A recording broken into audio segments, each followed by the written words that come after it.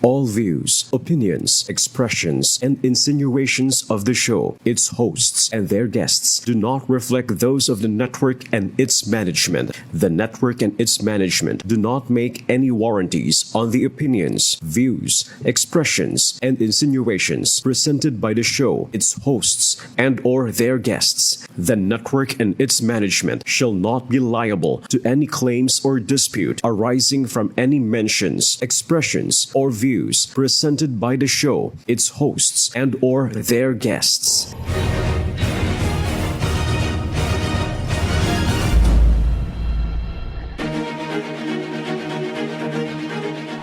Sa ilalim ng pamumuno ng ating ama ng pambansang pulisya, Police General Jose Melencio Corpus Nartatis Jr., itinataguyod ang serbisyong mabilis, tapat at nararamdaman. Magandang gabi, ako po ang inyong tagapaglingkod at tagapag-ugnay, Police Colonel Joel Torlaada, Chief of Staff ng Police Community Affairs and Development Group.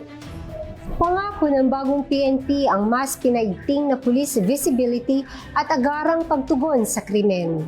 Ako naman po si Police Colonel Dina De Leon Culminero, Chief Operations Management Divisions ng Police Community Affairs and Development Group.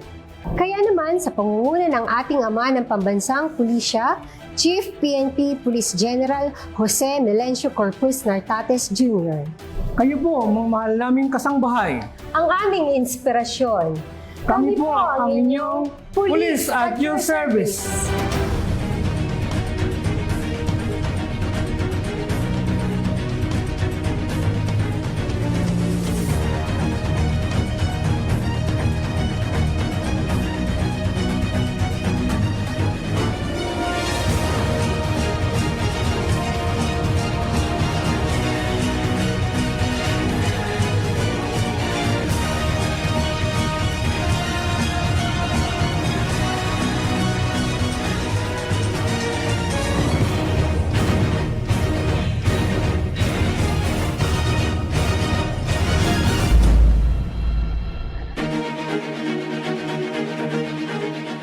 Magandang gabi. Simulan na po natin ang ating PNP Forensic Group Special Episode.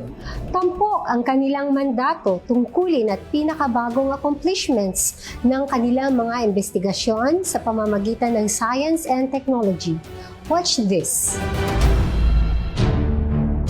Ang mandato po ng Forensic Group, o ito yung functions namin, ay ang pagbigay ng scientific at objective na pagsusuri ng mga ebidensya na nakukuha natin sa crime scenes upang suportahan ang ating mga investigasyon ng Philippine National Police o iba pang agency na nag-iimbestiga.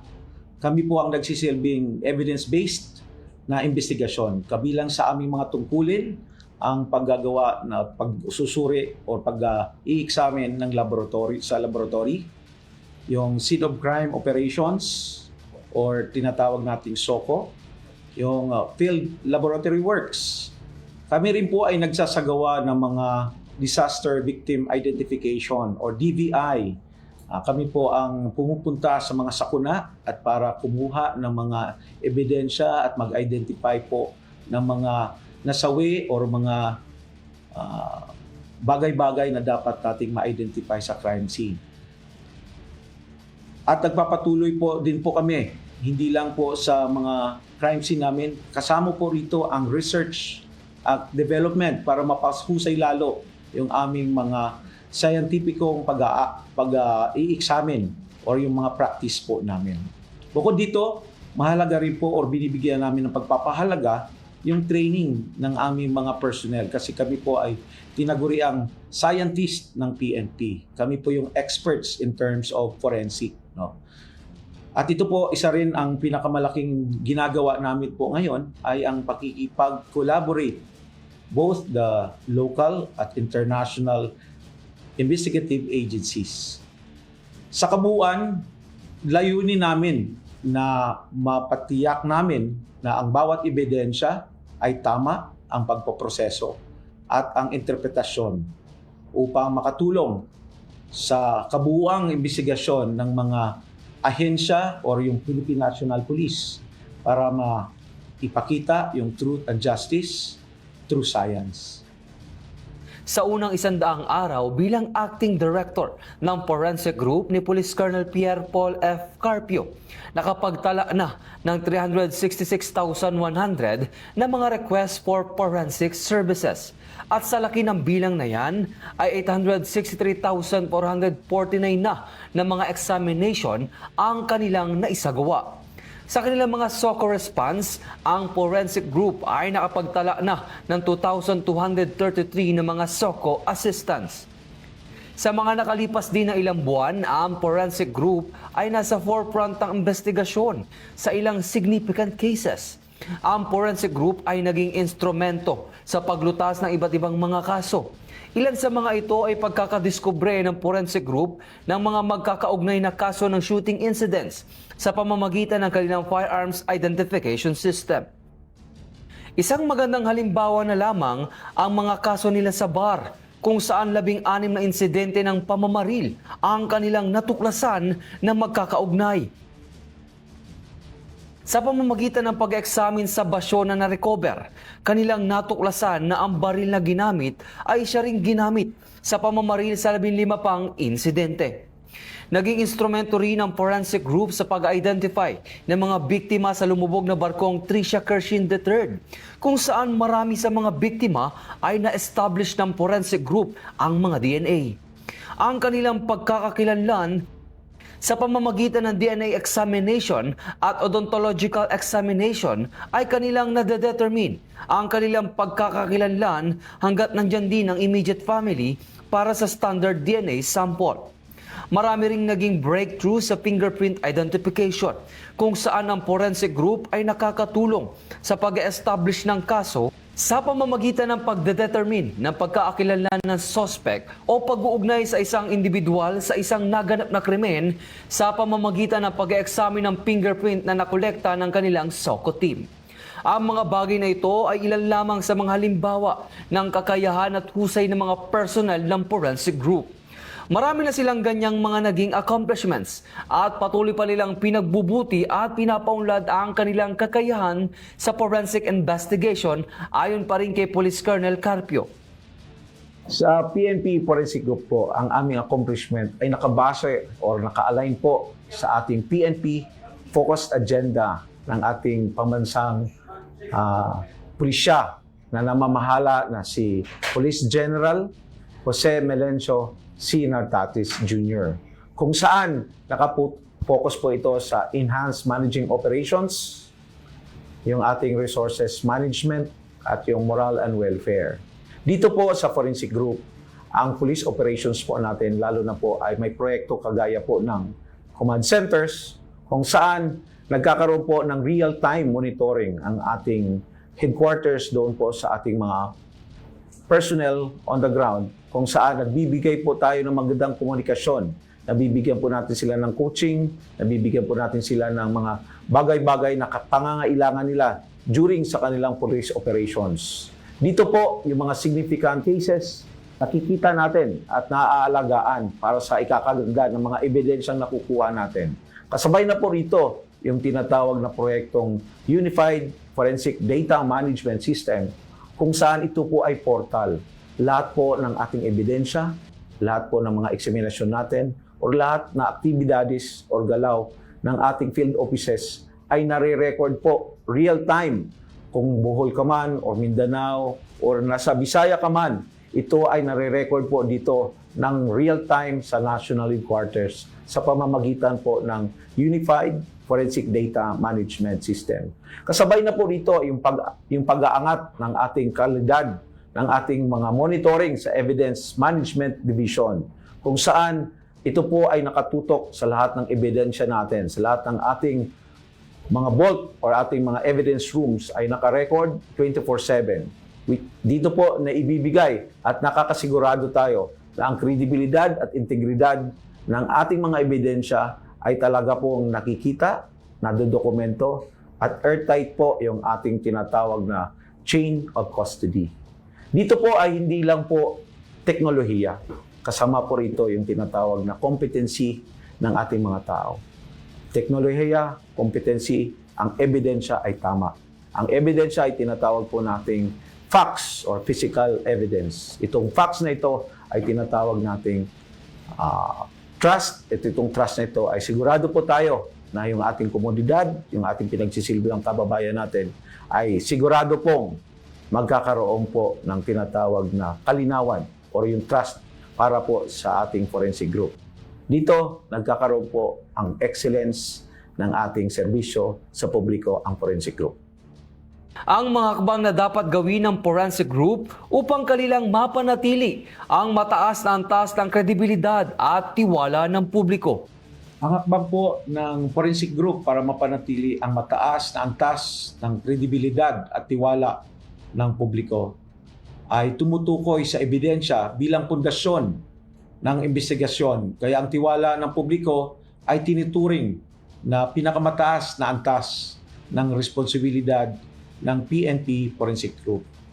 Dahil dito, mahigpit na sinusundan po natin ang PNP Forensic Group sa pag-i-establish ng mga protocol na nakabatay sa ISO na 9001-2015. Ito po yung Certified Quality Management System na napakatagal na pong meron ang ating PNP Forensic Group. Sa katunayan, ang PNP Forensic Group po ang pinakauna sa buong PNP para magkaroon po ng ISO accreditation. So dito, ang standardized dapat ang lahat ng pagdodokumento at subject for quality control.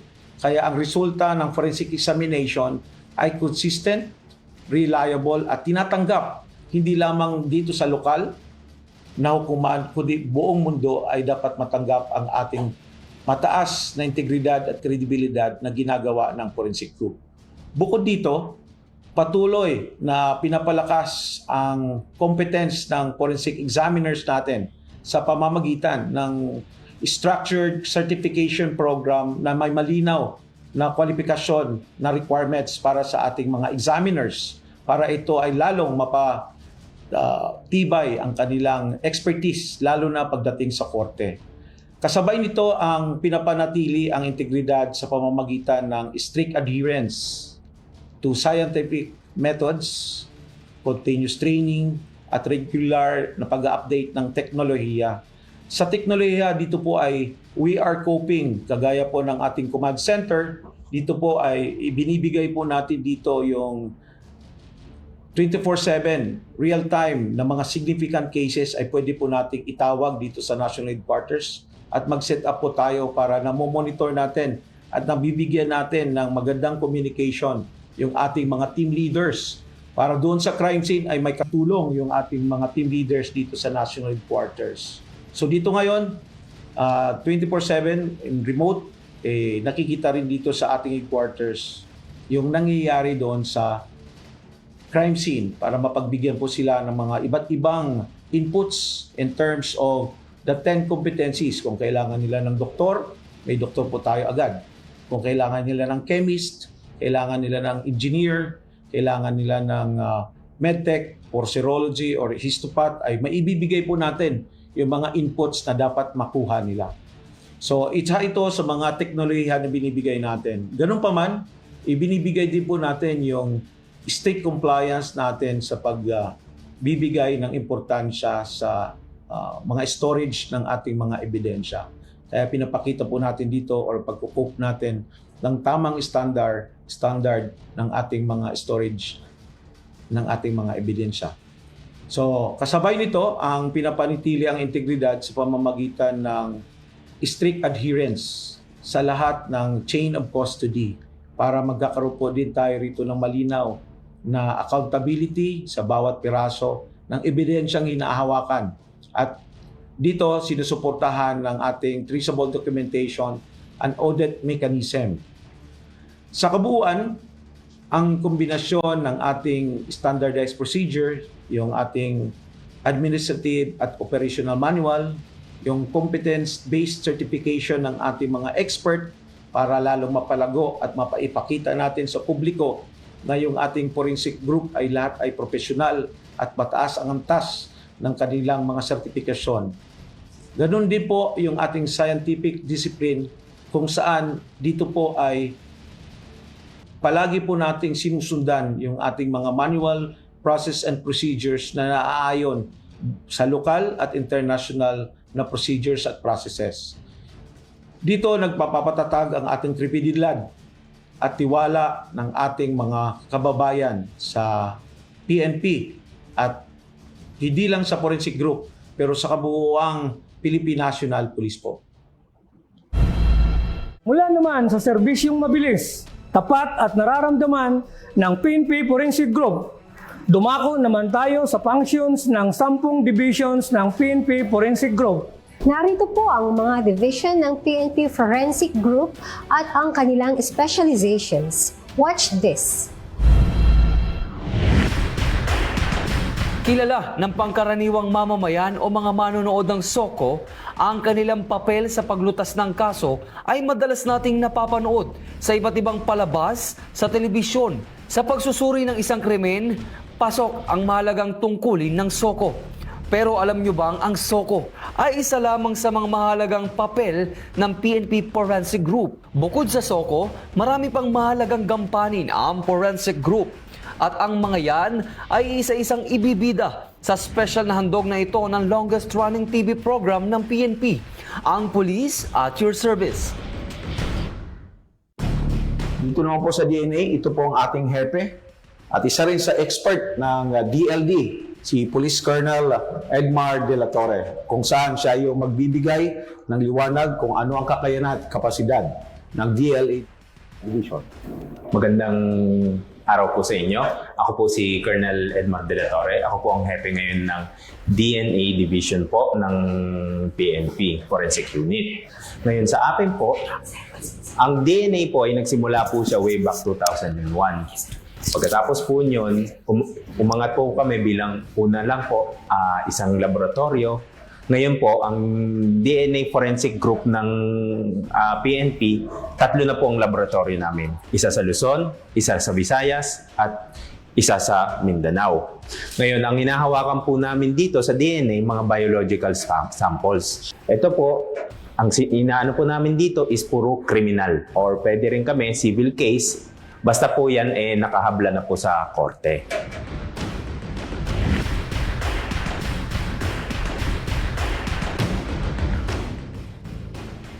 Ito naman po ang aming hepe ng physical identification, si Police Colonel Cruto Benji. Ang siya magpapaliwanag kung ano ang kakayanan at kung ano ang ginagawa po ng Physical Identification Division. Magandang umaga po. Dito po sa atin sa Physical Identification Division, ito po yung mga capabilities natin dito sa division na ito. First is the ultraviolet and dusting examination. Ito po ay ginagamit sa mga bypass operation, sa mga entrapment operation. Next is the bullet trajectory examination sa mga sasakyan na may mga kuwan ng mga bala, tama ng mga bala, para ma-determine kung yung klase ng mga firearms na ginamit. Next is the macro etching.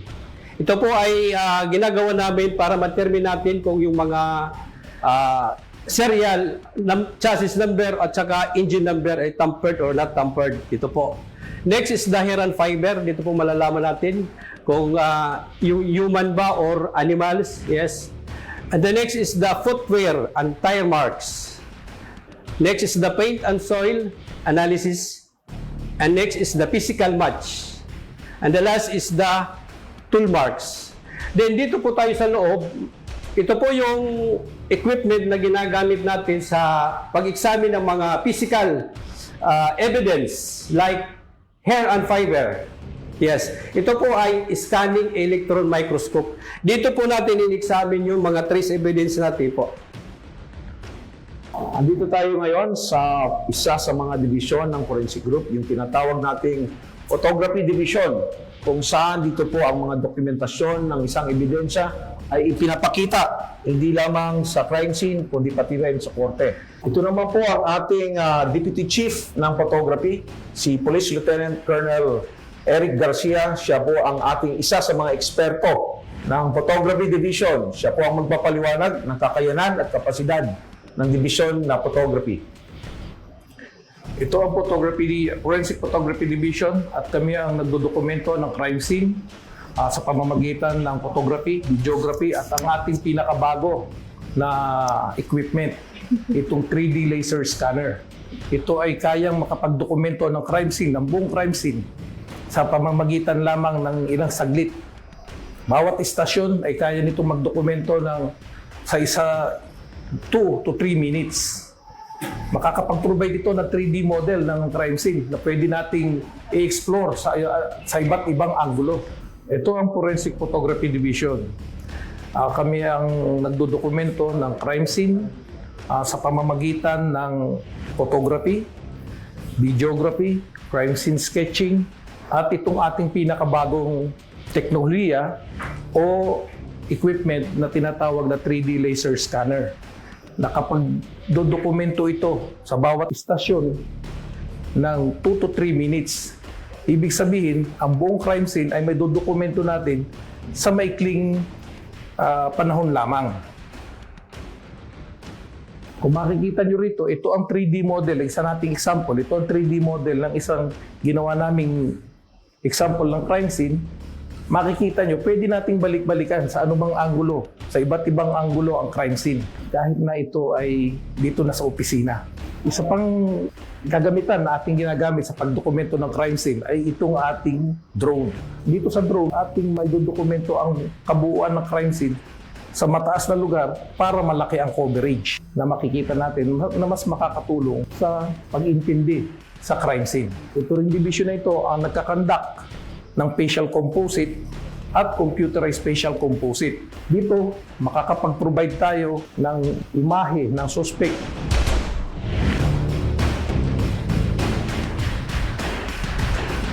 Dito sa Forensic Group, isa sa pinaka-importante at pinakamalaking division ay ang Firearms Identification Division, kung saan meron tayong microscopy section. Dito ay talagang ang ebidensya ay mahalaga. Pinapakita, dinodokumento at pinag-aaralan. Dito po si Police Lieutenant Colonel Bakiran, siya po ang Deputy Chief ng Firearms Identification Division at isa ring expert pagdating sa pag-aaral ng ating mga firearms. Matapos po naming examinin ang mga fired bullets and fired cartridge cases, ay amin naman po itong dadalhin sa Firearms Identification System upang encode sa ating database. After ng conduct ng microscopic examination, ang mga ebidensyang ito ay amin ding dadalhin sa Firearms Identification System upang i-encode sa ating database.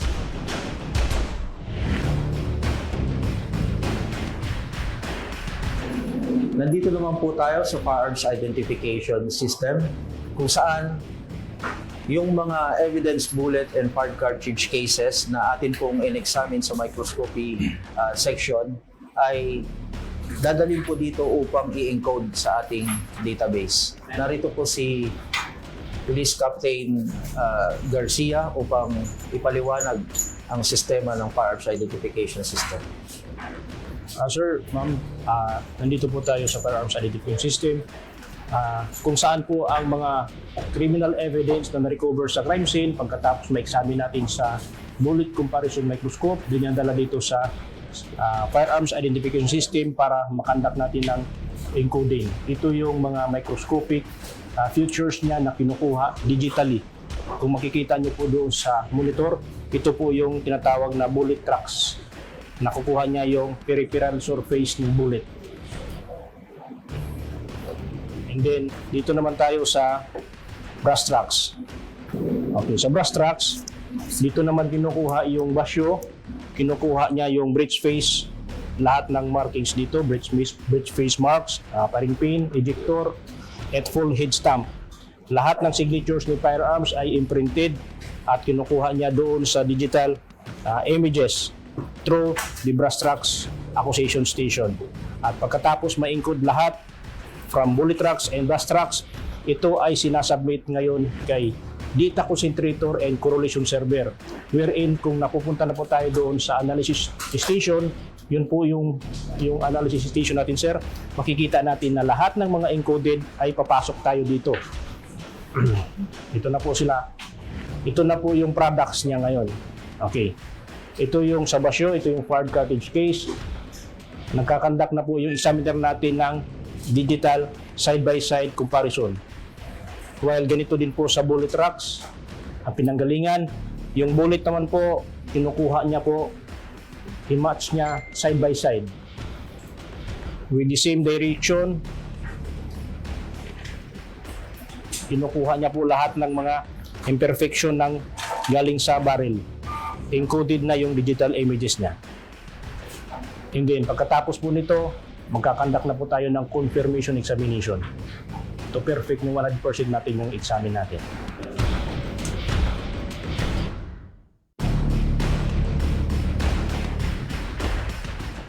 Ito naman po ang ating 3D laser scanner. Ito po ang isa sa makabagong teknolohiya na ginagamit ng PNP Forensic Group upang idokumento ang buong crime scene. Dito po, ang resulta po ng 3D scanner ay ipinapasa po sa ating command center at ang output po nito ay nagagamit natin upang maipaliwanag kung ano yung pangyayari o ma-reconstruct po natin yung crime scene after po na maproseso ang buong crime scene. Tutok lamang kayo mga kasangbahay at magbabalik ang inyong Police at Your Service.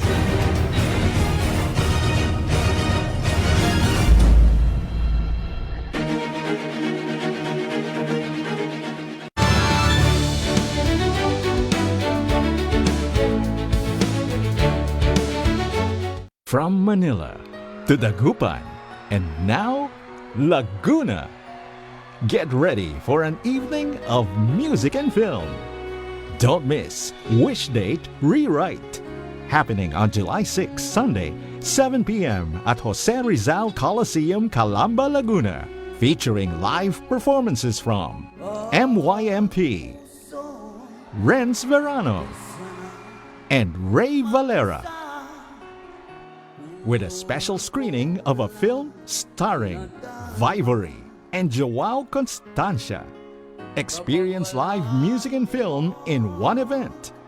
Wish Date Rewrite, July 6, Sunday, 7 p.m. at Jose Rizal Coliseum, Calamba, Laguna.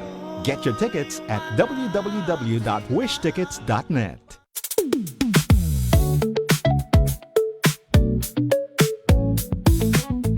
We want to move forward. Walang paatras. And in every drive, it's more of how to be inclusive and understanding. If you travel daily na you're averaging 100 kilometers, you're saving 10,000 pesos sa diesel pa lang. For a fast charger, you can charge the car at 45 minutes. It's always a joy, no, to look at or to visit the motor show. May sinabi si Mama. Pero mas gusto mong maglaro. Susunod ka ba o hindi? Alamin natin kung bakit mahalagang sumunod sa magulang sa susunod na KNC Show. Araw ng Linggo, alas 11 ng umaga, dito lang sa UNTV.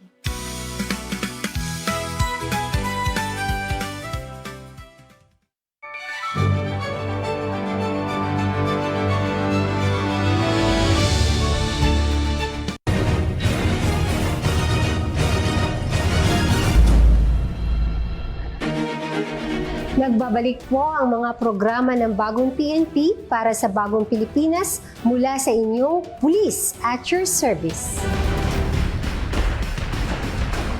Ito naman po ang ating APRIS Laboratory kung saan ito ay workstation. At isa po rito si Police Captain Werno, isa sa experts ng tinatawag nating Fingerprint Identification Division, kung saan dito po siya ang naka-assignment, kung saan ibibigay po niya ang kahalagahan at kakayanan ng istasyon na ito po sa division na ito. Dito po sa fingerprint, meron po tayong tinatawag na APIS database o Automated Fingerprint Identification System. So dito po sa machine na to, pinapasok po namin yung nakolekta na fingerprint card. Papasok po natin sa scanner. Pagkatapos po natin i-scanner, makikita po natin dyan yung kanyang print So, aayusin lang po natin yung pangalan niya, yung apelyido. Pipindutin lang po natin yung inquiry. Malalaman na po natin kung mayroon siyang kaparehas na pangalan at fingerprint. So, hindi po tayo nagre-rely sa pangalan niya, mas nagre-rely po tayo sa fingerprint cards, sa fingerprint niya. Kasi alam naman na po natin na wala pong nagkakaparehas na fingerprint ng isang tao. Dito po, inaayos natin yung minutia o yung core ng bawat print. Kung siya ay word, lip slant, or art. And pagkatapos po nating maayos, isusunod po natin yung demographic. So sa demographic po, dito natin makikita yung pangalan ng tao, yung edad, kung saan nakatira, kung ano yung kaso niya. So pag na-encode na po natin yung lahat ng data na kailangan natin, tsaka po natin i-click or ipapasok na po natin sa database. So pag naipasok na po natin sa database, malalaman po natin kung mayroon siyang kaparehas, mayroon ba siyang ibang kaso or may record na ba siya dati. So malalaman po agad natin. Ito naman po ang ating Office Workstation. Mayroon po tayong 20 workstation. Kung saan ang 16 po ay intended para sa encoding ng 10 print. At ang dalawa po ay para sa latent print. Yun pong mga nakukuha natin sa mga crime scene. And then ang dalawa po ay intended para sa visual quality assurance. Mayroon po kaming 3 shift. Bali, ang unang pasok po ay 6 to 2, 2 to 10, and then 10 to 6. Andito po tayo sa question documents. Ito po ang isa sa pinakamalaki at pinakamagandang division ng forensic group, kung saan dito po ay maraming eksaminasyong ginagawa. Si Police Captain Apostol, isa sa mga experts po ng question documents natin, kung saan siya ang magpapaliwanag tungkol po sa aming division na question documents. Kami dito po sa question document examination, ito po yung actual namin na ginagawa sa signature identification. Kung makikita nyo rito, ito po yung mga equipment na aming ginagamit para sa mga eksaminasyon na aming tinututukan para makita namin yung mga iba't ibang klase ng mga signatures, alterations, at saka iba pang mga kailangan natin sa mga documents. At ito po ang pinaka-latest na machine namin, ang question document examination machine. Ganito po ang paglalagay po ng dokumento. Pasok lang yung dokumento dyan, at dito makikita po natin ang mga resulta ng mga dokumento na kailangan natin makita sa isang dokumento na pina-question po ng ating client.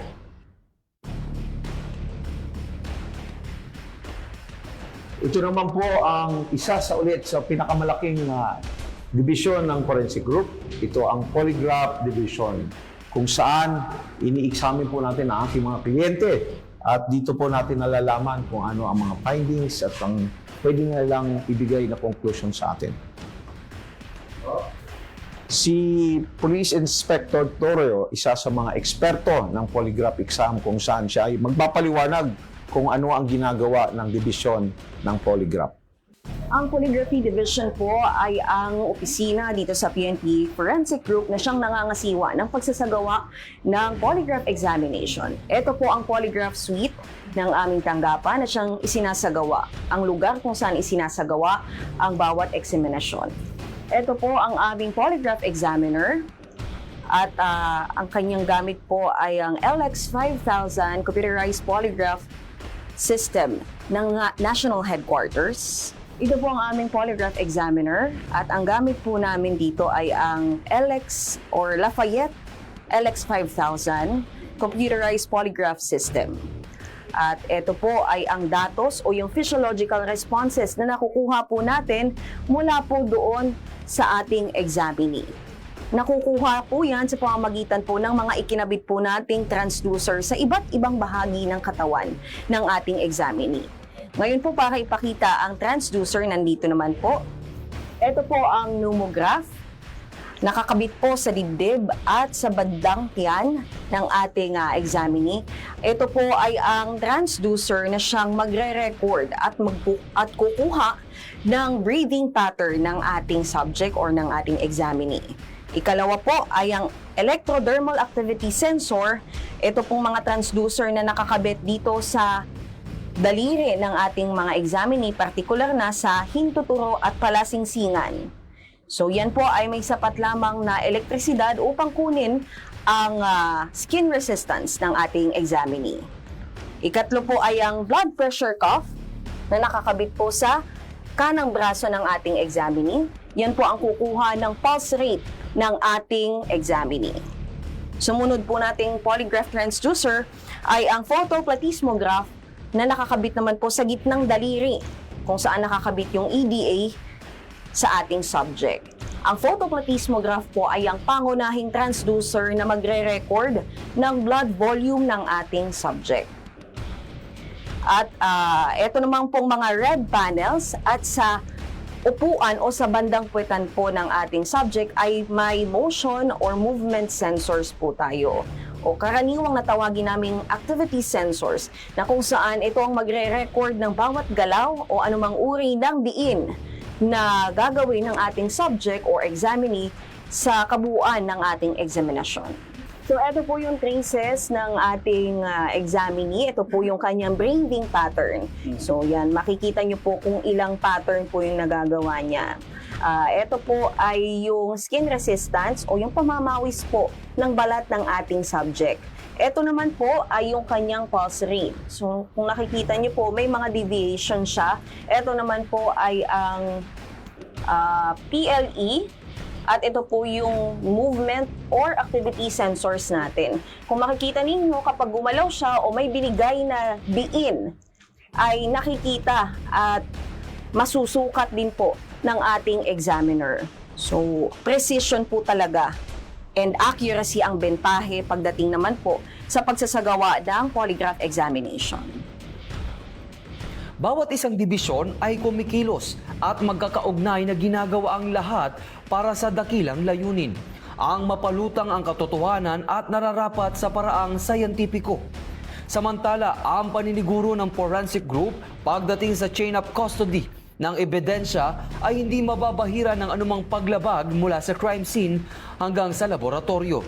Kami po sa forensic group ay sinisigurado po namin na ang chain of custody ng ebidensya ay hindi po nababahira ng anumang paglabag mula sa crime scene hanggang sa laboratorio sa pamamagitan ng kagaya kong nabanggit ko kanina na binibigyan namin ng halaga ang tungkulin ng investigasyon ng PNP bilang kami po ay tagapangalaga at nagpoproseso ng ebidensya.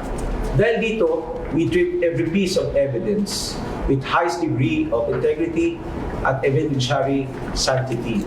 Mahigpit naming sinusunod ang standard ng forensic protocols mula sa crime scene, ang tinatawag natin SOCO, ang proseso sa laboratorio, at ang pagdala po nitong ebidensya hanggang sa korte po ang aming mga expert na pinapatunayan yung kanilang mga na-examine.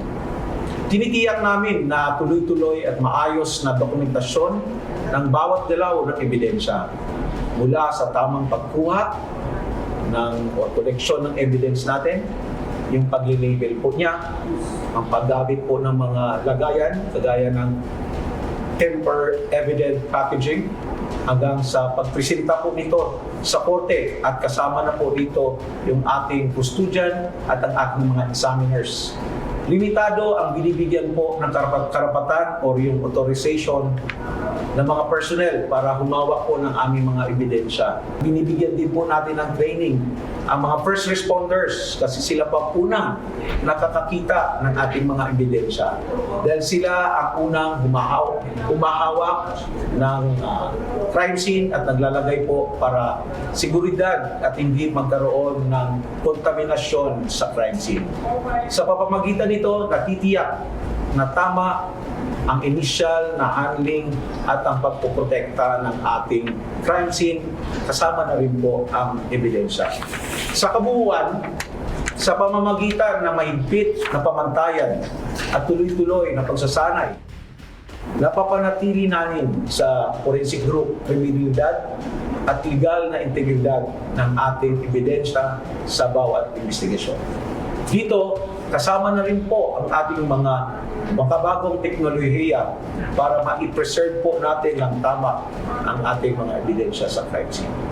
Samantala, ang mga pangunahing hakbang na dapat sundin sa pagproseso ng crime scene upang mapanatili ang integridad ng ebidensya sa muling paglilinaw ni Police Colonel Carpio.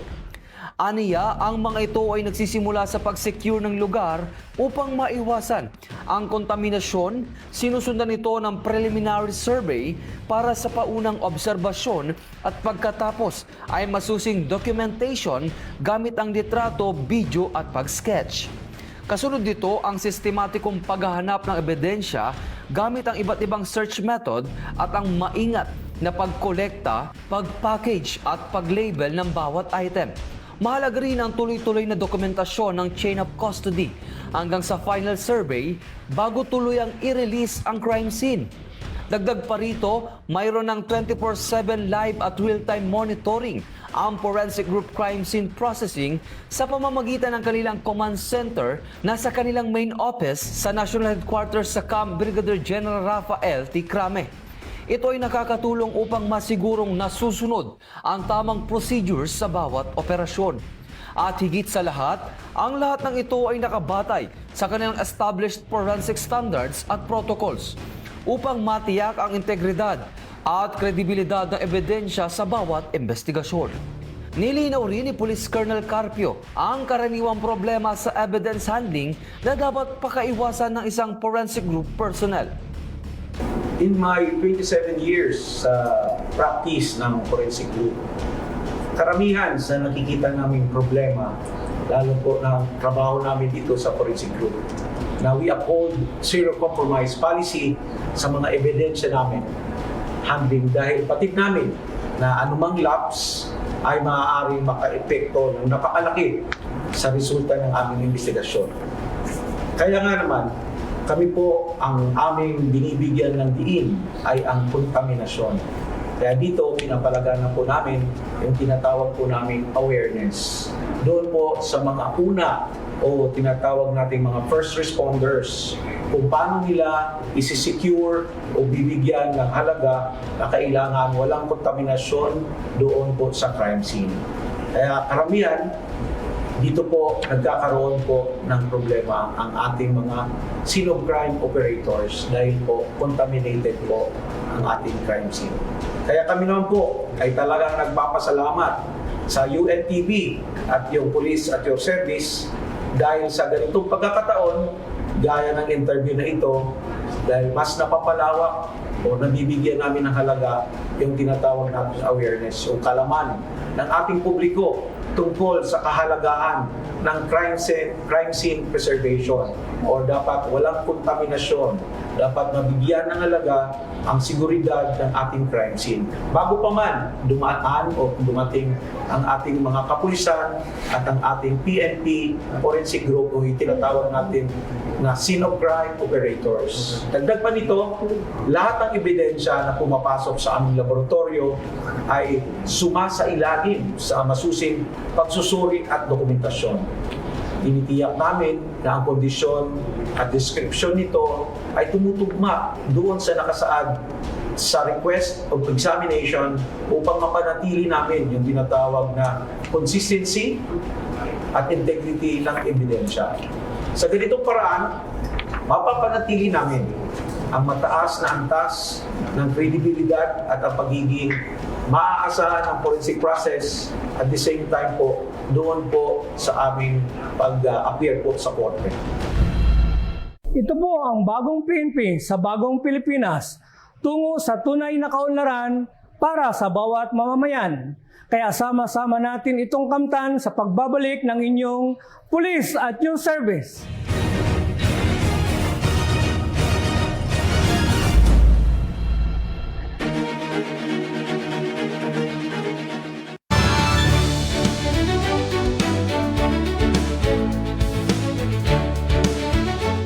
From Manila, to Dagupan, and now Laguna. Get ready for an evening of music and film. Don't miss Wish Date Rewrite, happening on July 6, Sunday, 7 p.m. at Jose Rizal Coliseum, Calamba, Laguna, featuring live performances from MYMP, Renz Verano, and Ray Valera, with a special screening of a film starring Vivory and Joao Constancia. Experience live music and film in one event. Wish Date Rewrite, July 6, Sunday, 7 p.m. at Jose Rizal Coliseum, Calamba, Laguna. Get your tickets at www.wishtickets.net. Makasama namin sa ilalim. Sa loob ng ilang segundo. Kilala ko yung kuya ko. Matatag yung kuya ko. Alam kong buhay siya. Alam kong buhay siya. At sa ilalim ng tone-toneladang bakal at semento. Mga buhay ang naipit.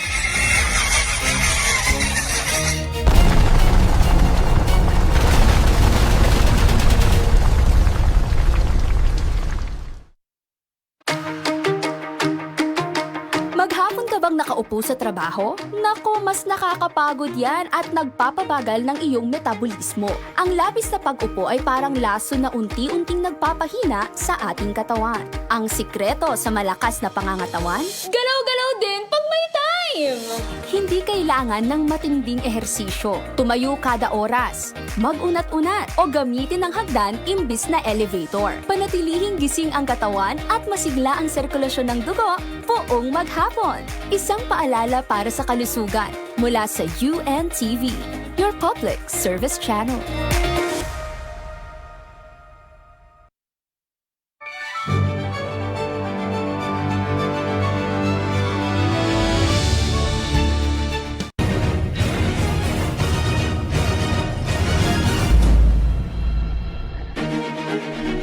Nagbabalik po ang bagong PNP sa pamumuno ng ating Chief PNP, Police General Jose Melencio Nartatis Jr., na patuloy nagsisikap upang marating ang ganap na payapa at maunlad na bagong Pilipinas. Tunghayan po natin ang bagong command center ng PNP Forensic Group. Narito po. Nakakatulong ng malaki ang paggamit ng modernong forensic technology sa pagpapabilis at pagpapahusay ng investigasyon ayon pa rin kay Police Colonel Carpio.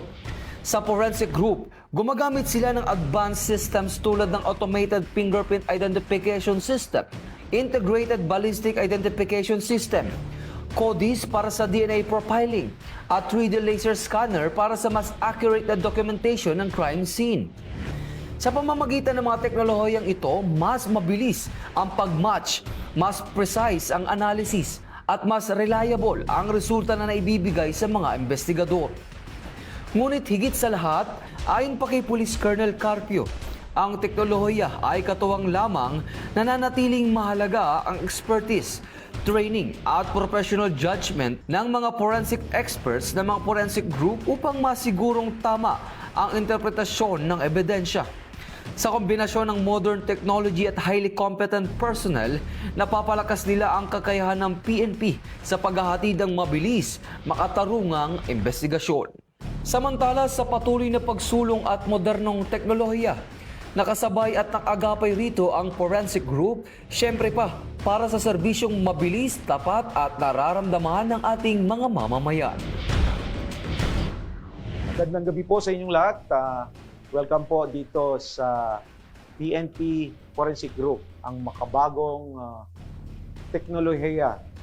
Kasabay po rito ang pagsasama ng competency ng bawat personnel ng PNP at ang teknolohiya ng PNP Forensic Group. Ito po ay ang ating command center kung saan ang Unified Forensic Data Management System natin ay ang bagong binigyan ng laan ng pondo ng ating PNP ng almost 1.5 billion project kung saan ang lahat ng ating mga 156 offices ay makapagbigay ng real-time na dokumento or ebidensya through through online ay dito po napapasok sa UFDMS at ito po ang aming command center kung saan dito ay makikita ang ating mga data na coming from the UFDMS. At the same time po, dito po nakikita natin yung mga actual, real-time na mga pagkuha ng mahusay at epektibong pagdodokumento ng ating mga crime scene. Kung saan yung mga significant or importanteng mga scene of crime operations, DBI, or iba pa mang takbo ng ating mga personnel sa field, dito po ay nakikita natin.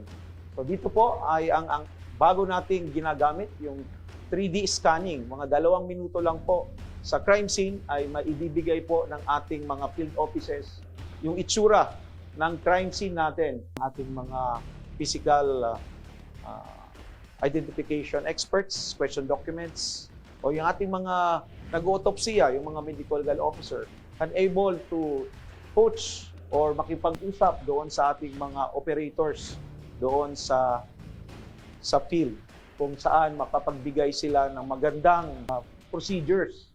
Dito po ay makikita natin, naka-GPS na po lahat. So we can measure every evidence na nakikita sa crime scene. At pwede po rin natin i-review at ipakita, or even sa korte ay makikita po natin yung mga ebidensya. Ganun pa man, we have also the blue box ng forensic group kung saan yung crime scene ay habang pinoproseso ay nakikita po natin yung ating mga personnel. Dito naman po ay yung ating mga locations ng ating mga team leaders o yung ating mga team kung saan sila tumatakbo. Ganun pa man ay makakakuha po tayo ng mga resulta on time, 24/7 galing sa baba sa ating mga investigators o yung mga ahensyang humihingi sa atin ng mga inputs with regards to forensic examination and its results. Dito naman po ay pinagtibay po natin lalo yung ating credibilidad at integridad ng forensic group. Dahil dito po ang ebidensya sa lahat ng ating 156 offices ay naka-record 24/7. Dito po ang bawat fields po, bawat pong opisina ay may 4 pong channel kung saan nakatutok po ito sa ating mga evidence room para po ipagtibay ang integridad at credibilidad ng mga ebidensya na itinatago ng ating mga opisina pagkatapos ng kanilang operasyon sa crime scene. So dito po, ito po yung bago nating command center. So ito ay para po maging on top po tayo sa ating mga investigasyon, katuwang ng ating mga investigator in case sa field. So ito po ang ating ngayong pinagmamalaki sa darating ng panahon ay lalo pong ipagpatibay ng forensic group at ng PNP ang trust and confidence ng ating mga kababayan. So, paniwala po namin, ebidensya, ito yung facts. Yung facts, ito po yung truth. At truth, ito po yung trust. Kung saan ang ating kababayan ay may tiwala sa atin at nagkakaroon po tayo tinatawag natin excellence in terms of forensic practice. Salamat po.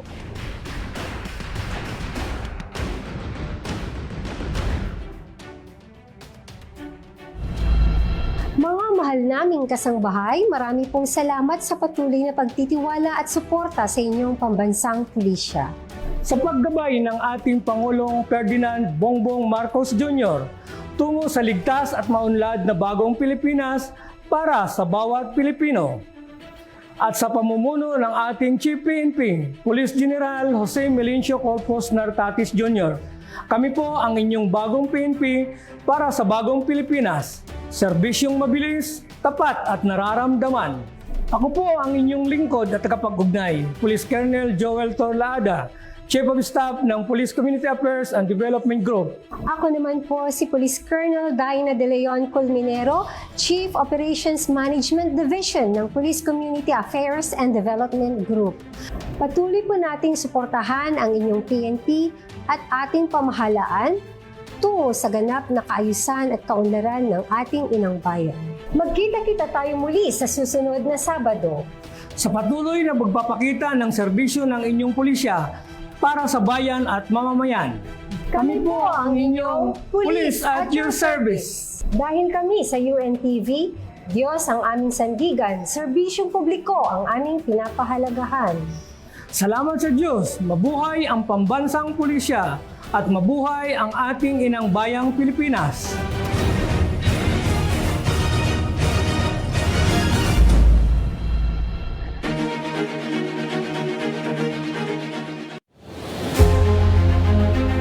Ang mga members po ng Church of